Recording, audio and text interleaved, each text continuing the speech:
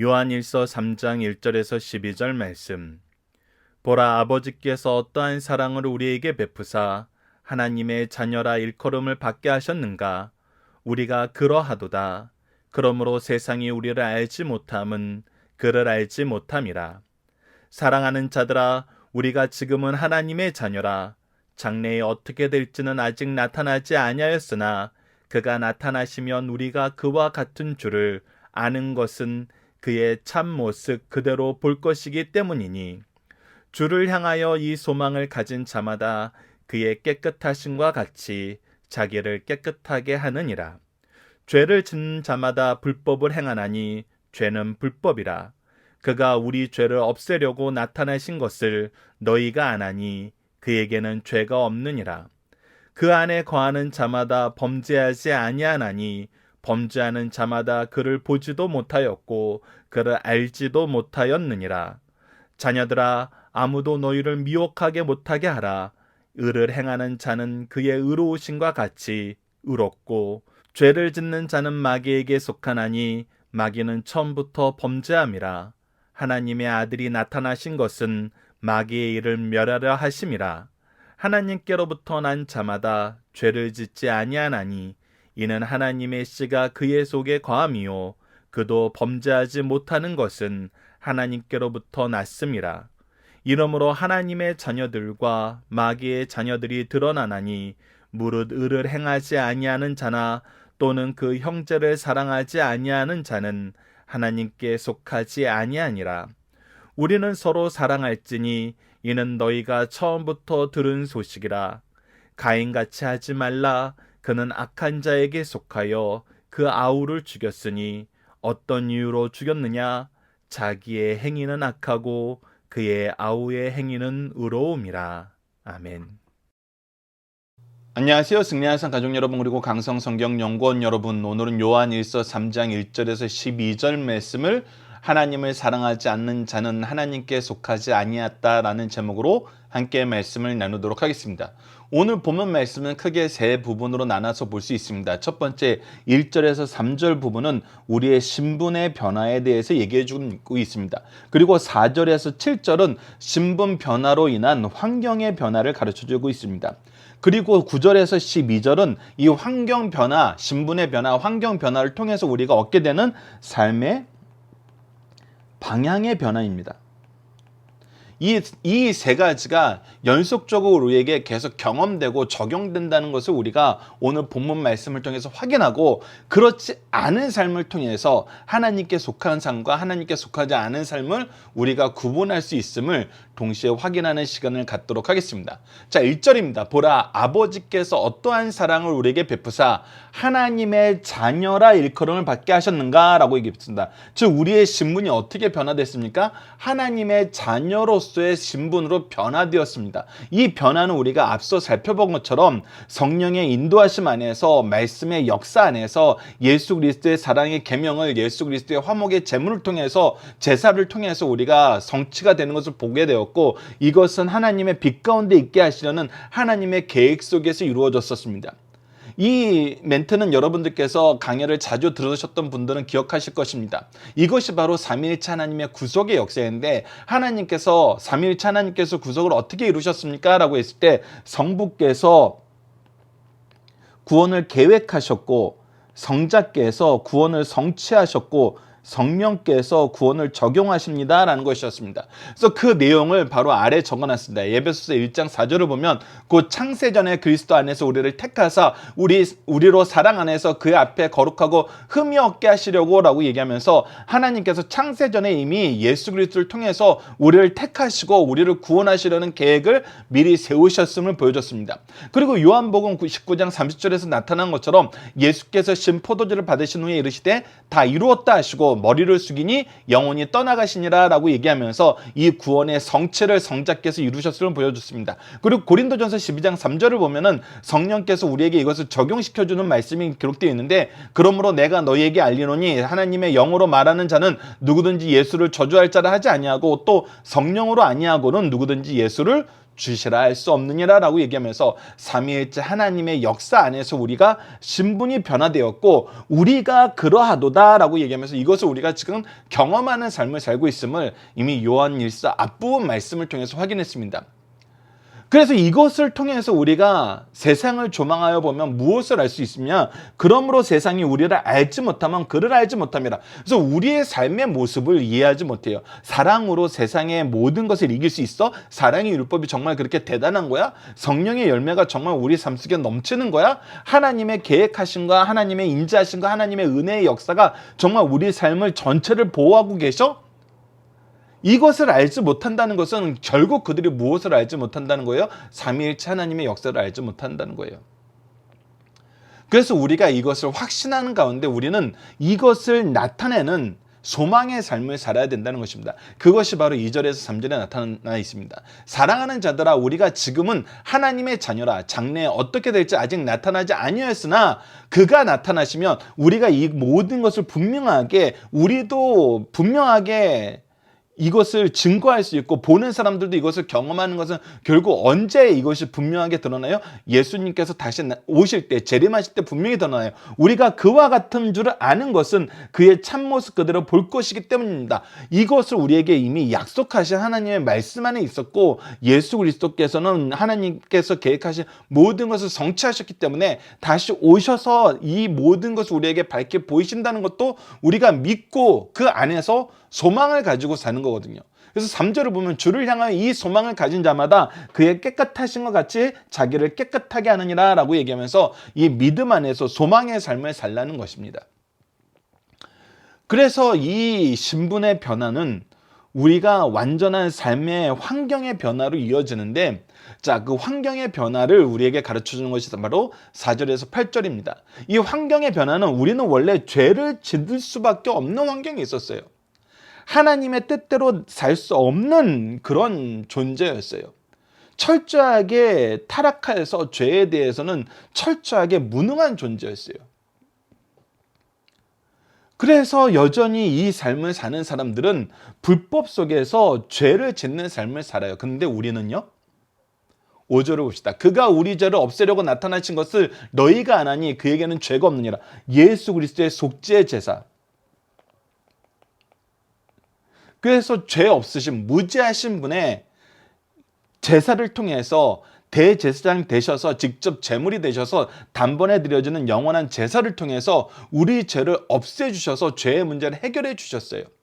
그래서 우리가 하나님의 자녀가 되었잖아요. 하나님과 화목하게 하는 삶을 살고 화목하게 하는 말씀을 우리가 직분으로 받은 삶을 살게 되었어요. 그래서 우리의 삶의 모습이 어떠냐면 바로 6절입니다. 그 안에 거하는 자마다 범죄하지 아니하나니 라고 얘기합니다. 이것은 어떤 것이냐면 우리가 단순히 행위로서의 범죄하지 아니하는 그 의미를 가지는 것보다 우리의 상태의 변화를 얘기하는데 왜냐하면 여기서 범죄하지 아니한다는 표현이 원어적으로 매너으로 abiding이라는 표현이 있어요. 그래서 어디에 묶여 있다는 거예요. 어디에 남겨져 있다는 거예요.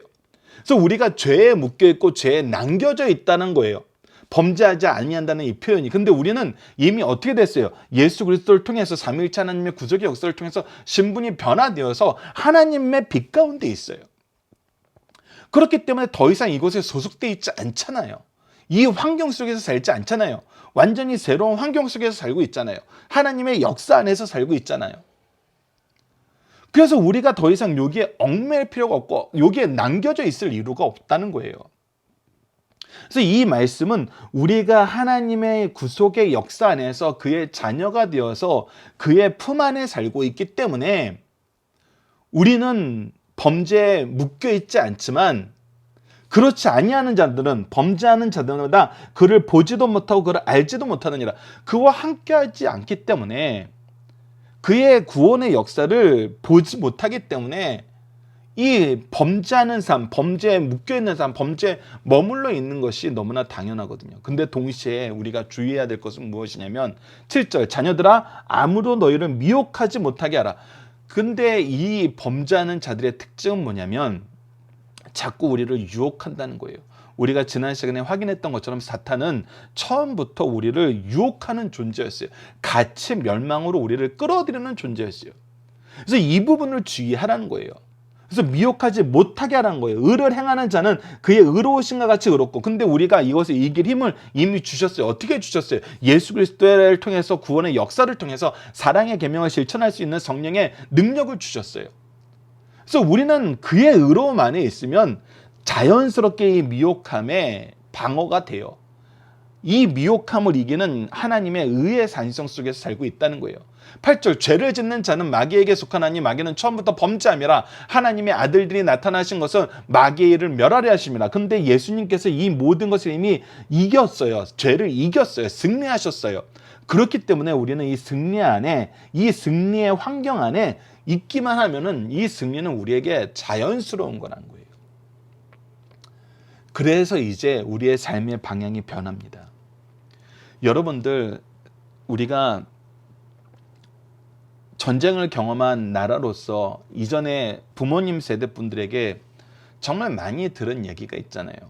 전쟁으로 인하여 고아가 되고 정말 험한 세상에 기댈 곳이 없어서 정말 어떻게든 살아남으려고 했을 때는 우리가 자연스럽게 누구의 물건을 훔치기도 하고 누구의 것을 빼앗기기도 하고 빨리 일어서기 위해서 짓밟기도 하고 그렇게 살아남는 시간이 있었잖아요.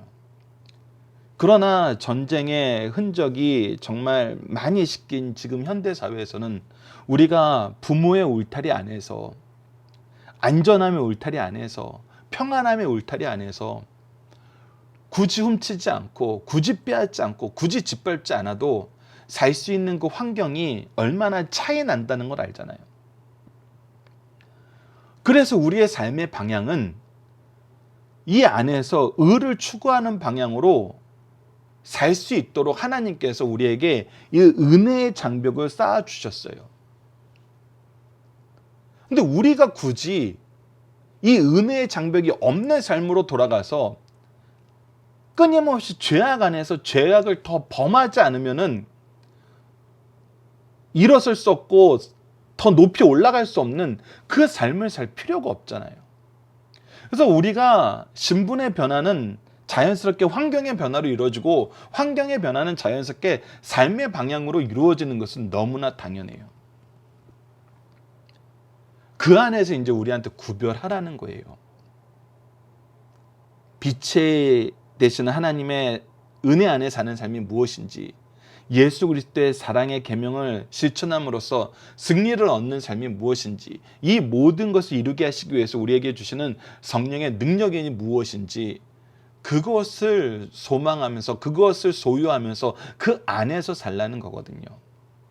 그것이 이제 9절에서 12절입니다. 그래서 하나님께로부터 난 자마다 죄를 짓지 아니하나니, 그래서 여기서 죄를 짓지 아니한다는 것은 위에 범죄하지 않는다는 것, 그 범죄에 머물러 있고 범죄와 이 범죄에 매달려 있다는 이 내용과는 좀 다른데, 여기서 죄를 짓지 않는다는 것은 practice sin, 내가 죄를 연습하지 않는다는 거예요. 그러니까 도둑질하는 방법을 더 연습하고 때리는 방법을 더 연습하고 남을 짓밟는 방법을 연습할 필요가 없잖아요. 그래서 여기서 하나님께로 난 자는 그런 연습을 안 해요. 우리는 오히려 무슨 연습을 해요? 빛 가운데 사는 삶을 연습을 하고 사랑의 계명을 실천하는 연습을 하고 성령의 열매를 나눠주는 연습을 하는 삶을 살죠. 그래서 여기의 의미는 우리의 방향성을 얘기하고 있어요. 그래서 이는 하나님의 씨가 그 속에 거하며, 우리가 이 모든 것을 충만하게 알고 완전하게 알게 된 이유가 뭐예요? 바로 하나님의 씨, 하나님의 말씀, 성령의 역사가 우리와 함께하기 때문이에요. 그래서 하나님의 씨라는 부분에 대해서는 베드로전서 1장 23절에 이렇게 우리에게 가르쳐주고 있습니다. 너희가 거듭난 것은 썩어질 씨로 된 것이 아니요 썩지 아니할 씨로 된 것이니 살아있고 항상 있는 하나님의 말씀으로 되었느니라. 그래서 하나님의 말씀의 역사 안에서 우리가 이 모든 것을 이미 알고 있잖아요. 삶의 방향이 바뀌었어요. 그의 속에 거하며 그도 범죄하지 못하는 것은 하나님께로부터 났습니다. 그래서 하나님 안에 있는 사람들은 죄를 위한 연습을 할 필요가 없고 할 이유도 없어요. 아니, 이 기능이 완전히 태워버려서 하지 못하게 돼버리는 거예요. 그래서 10절을 보시죠. 이러므로 하나님의 자녀들과 마귀의 자녀들이 드러나요. 그래서 분명히 연습이, 삶의 방향이 변한 게 보여요. 우리는 의를 위한 연습을 하고 의를 위해서 사는 삶을 살고 마귀의 자녀들은 악을 위해 연습하고 악을 쌓아가는 삶을 살거든요. 그래서 이것이 분명히 차이가 난다는 거예요. 무릇 의를 행하지 아니하는 자나 또는 그 형제를 사랑하지 아니하는 자는 하나님께 속하지 아니하니라. 그래서 분명히 드러난다는 것입니다. 이게 하나님께 속한 일인지 하나님께 속하지 않은 일인지 하나님의 시 하나님의 말씀으로 성령의 인도하심으로 우리가 이것을 구분하게 돼요. 그래서 우리는 어떤 삶을 살아야 돼요? 우리는 서로 사랑할지니 이는 너희가 처음부터 들은 소식이라. 우리의 삶의 방향은 이 사랑의 계명으로 나간다는 것입니다. 그러면서 악한 자들의 모습을 구분할 수 있는 너무나 명확한 말씀을 주신데 그것이 바로 12절입니다. 가인과 같이 하지 말라. 가인이 어떤 일을 했어요? 악한 자에게 속하여 그 아우를 죽였으니 최초의 살인의 기록이 바로 이 가인의 기록이잖아요. 근데 이 가인이 죽인 이유가 뭐예요? 자기 동생을 죽인 이유가 뭐예요? 이 동생을 죽인 이유에 왜 이 이유를 우리에게 설명을 하냐면 세상에서 일반적으로 나타나는 살인을 보면은 우리가 이 상대방에게 그래도 아주 작은 원인이라도 그 원인이 있는 경우가 너무나 많아요. 그것이 죄악이 보편화된 삶 속에서 나타나는 모습이에요. 정말 이런 걸로 살인까지 해야 하지만 이런 것이라는 아주 약한 원인이라도 상대방에 있다는 것이 우리가 삶을 살면서 경험하는 거예요. 근데 가인의 이 살인은 아우에게 원인이 있지 않았다는 거예요. 그 원인은 오직 무엇이었냐면 아우의 행위의 의로움이었어요. 하나님의 뜻을 기뻐하면서 하나님의 뜻 안에서 거하는 거였어요. 그래서 이 아우의 행위가 의로움으로 말미암아 무엇이 더 분명하게 드러났어요? 자기 행위는 악하다는 것이 더 분명히 드러났어요. 그래서 자기의 악함을 드러남을 싫어서 자기 아우를 죽였어요.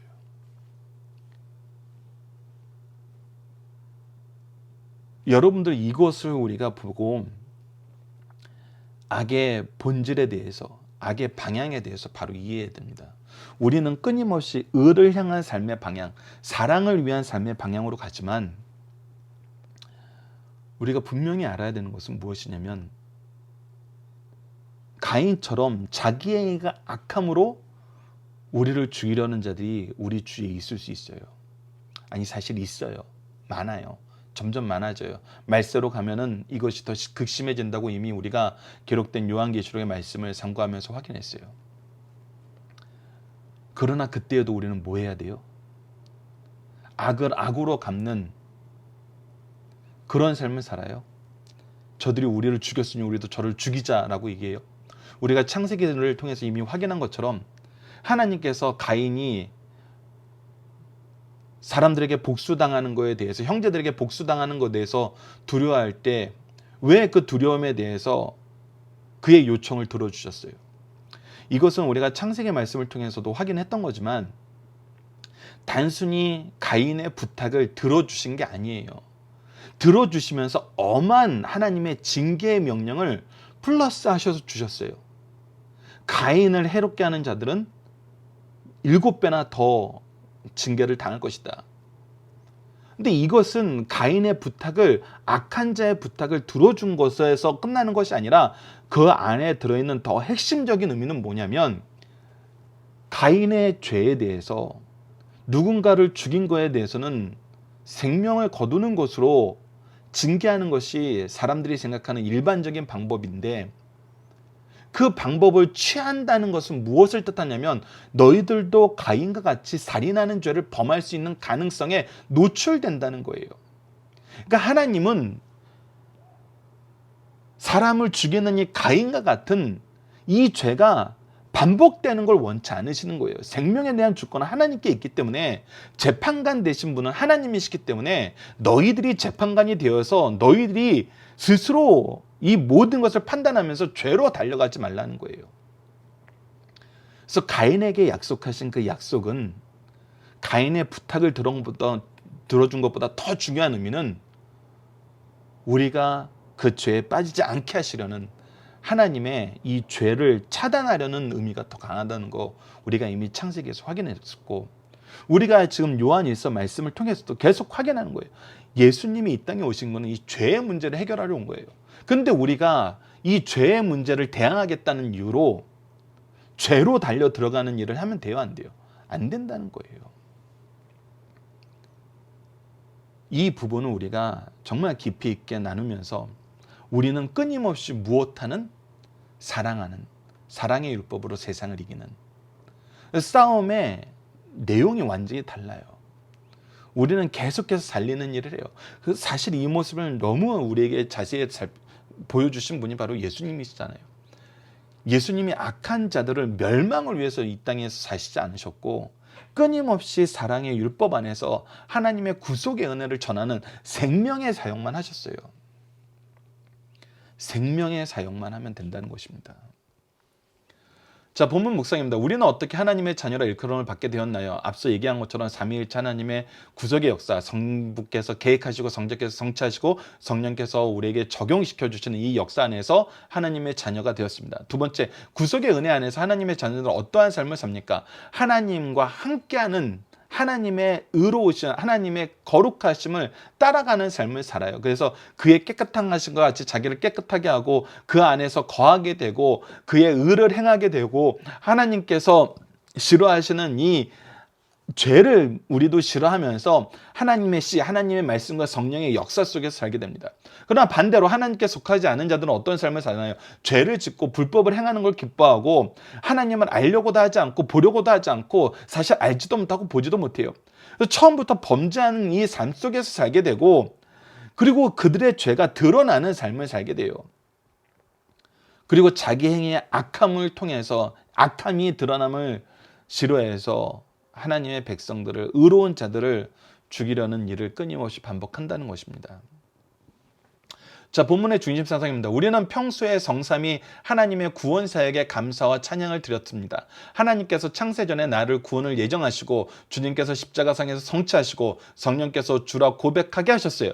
이렇게 하나님의 자녀의 신분을 획득한 성도들은 주님 오시는 그날의 주님의 능력의 역사로 주의 영광의 몸의 형체와 같이 변화를 받게 됩니다. 이 소망을 가진 자들은 주님의 깨끗한 거룩한 무장같이 자기를 깨끗하게 보존하려고 최선을 다하게 된다는 사실을 가르쳐 실천하게 하시는 말씀입니다. 두 번째, 죄란 불법을 행하는 것이며 율법 말씀에서 명령한 것을 공개적으로 배반하거나 소극적으로 존중하지 않는 것을 얘기해요. 죄의 결과는 심각합니다. 주님은 죄를 없이 하려고 이 땅에 오셨어요. 그래서 우리가 의로운 삶을 산다 그러면서 예수님과 동행하는 삶을 산다 그러면서 죄를 도구화하고 죄를 짓는 삶을 산다는 것은 이것은 앞뒤가 맞지 않는 거예요. 완전히 잘못된 방향으로 가는 것이죠. 모든 사람은 예수를 믿기 전에 영육간의 죄를 짓지 않고는 살 수 없었어요. 그러나 예수 안에서 죄 없이 사는 비결이 있어요. 그러므로 죄를 계속 범하며 그리스도를 부인하는 것이며 제 자신이 그 안에 있지 않음을 드러내는 것이에요. 우리는 환경이 변했어요. 완전한 환경의 변화 속에 살고 있어요. 그렇기 때문에 옛날 모습을 산다는 것은 우리가 이것을 인정하지 않고 이곳에서 벗어나기 위해서 노력한다는 거예요. 그것은 우리가 앞서 얘기했던 것처럼 우리 모임에 있었으나 우리와 함께 교제하지 않느냐라는 적그리스도의 모습과 동일하다는 것입니다. 그리스도와 죄가 서로 화해 공존할 수 없는 것 같이 성도는 죄를 인정하거나 공존할 수 없다는 사실을 분명하게 우리에게 가르쳐주고 있습니다. 세 번째, 하나님의 사람은 영적인 생명력이 있어 죄의 습관에서 벗어날 뿐만 아니라 어떤 수준의 계명까지도 즐겨 순종할 수 있다는 거예요. 성도라고 무지한 것은 아닙니다. 그러나 하나님의 자녀가 되면 하나님의 씨, 성령, 말씀이 그 안에 있으므로 죄를 습관하지 않고 이겨낼 수 있을 뿐만 아니라 주의 계명을 즐거워하게 돼요. 이와 반대로 마귀에게 속한 자들은 의를 행치 않으며 가인처럼 형제를 미워할 뿐만 아니라 영적 능력에 우월한 것을 시기하여 살인까지 하게 됩니다. 그리스도의 은혜로 구원받은 성도들은 율법보다 더 기준이 높은 계명까지도 무거운 짐으로 여기지 않고 즐겁게 순종할 수 있다는 사실을 가르쳐주고 있습니다. 자, 본문 다짐입니다. 성도가 하나님의 자녀이지만 현재 상태는 어떠합니까? 이 모든 영광 우리가 직접 눈으로 보이게 드러낼 수는 없어요. 그러나 예수 그리스도께서 오실 때 이것이 분명히 드러나고 우리는 이미 신분의 변화와 환경의 변화와 삶의 방향의 변화를 이미 누리고 있다는 것은 변하지 않습니다. 두 번째, 우리와 그와 같은 줄 안다는 것은 어떤 의미가 있습니까? 이 말씀에 대한 조금 더 자세한 설명을 빌립보서 3장 20절에서 21절에서 확인할 수 있는데, 그러나 우리의 시민권은 하늘에 있는지라 거기로부터 구원하는 자 곧 주 예수 그리스도가 기다리노니 그는 만물을 자기에게 복종하실 수 있는 자의 역사로 우리의 낮은 몸을 자기의 영광의 몸의 형체와 같이 변화하게 하시리라 라고 얘기하면서, 우리 이것을 두 가지로 우리가 요약해서 볼 수 있는데, 첫째는 주께서 재림하시는 그날 우리도 도덕적으로 성결해지고 부활의 영광의 몸을 이루게 된다는 걸 가르치고, 둘째, 이러한 상태 변화뿐만 아니라 주님과 함께 영원히 천국 생활에 들어가게 된다는 이런 삶의 모습을 우리가 누리게 됨을 미리 가르쳐 주셨다는 것입니다.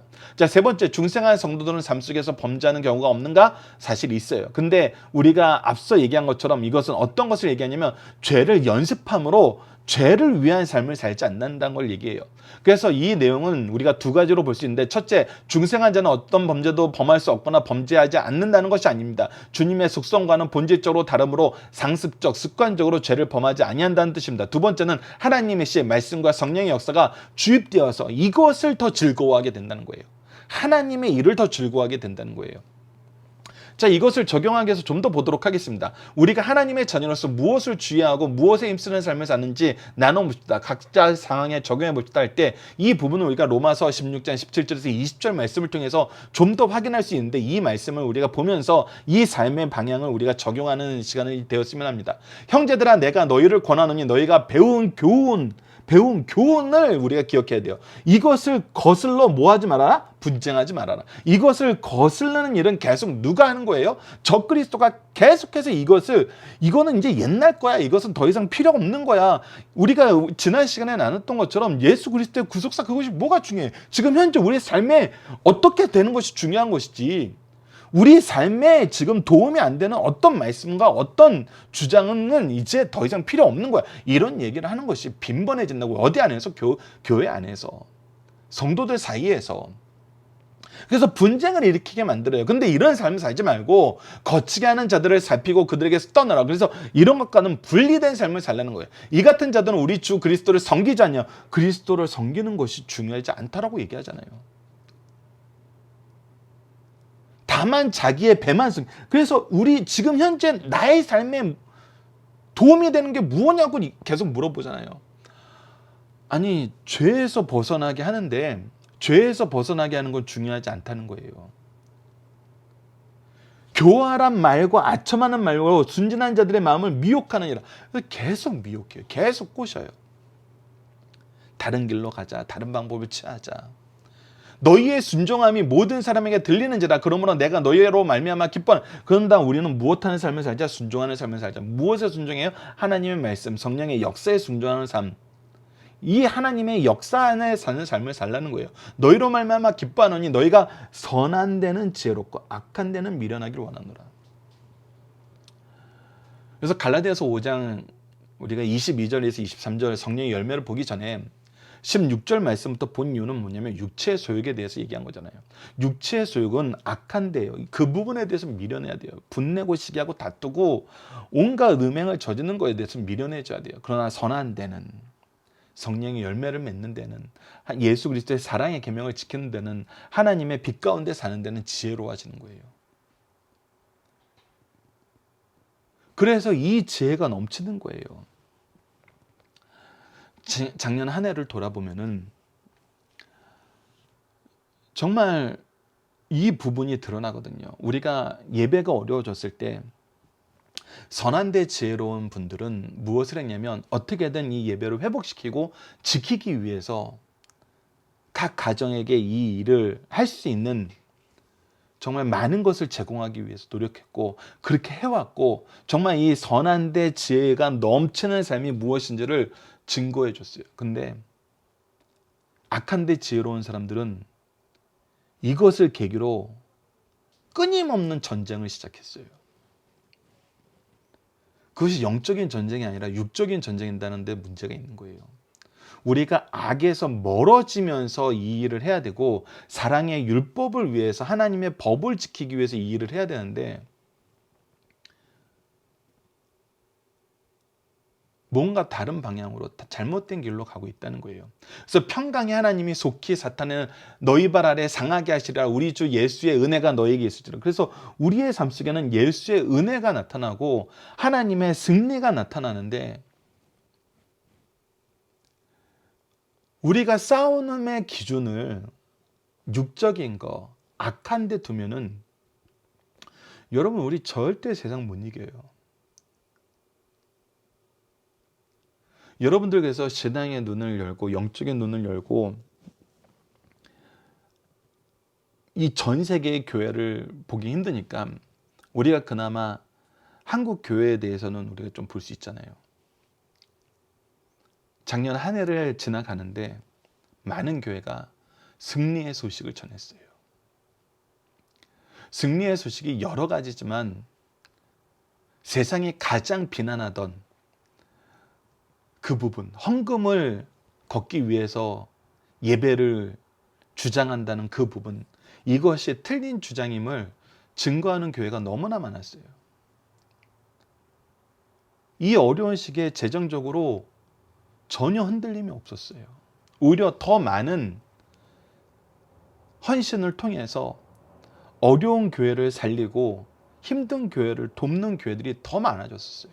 선한 일에, 사랑을 나누는 일에 이 일을 이루게 하신 하나님께 감사하는 교회들이 엄청 많았어요.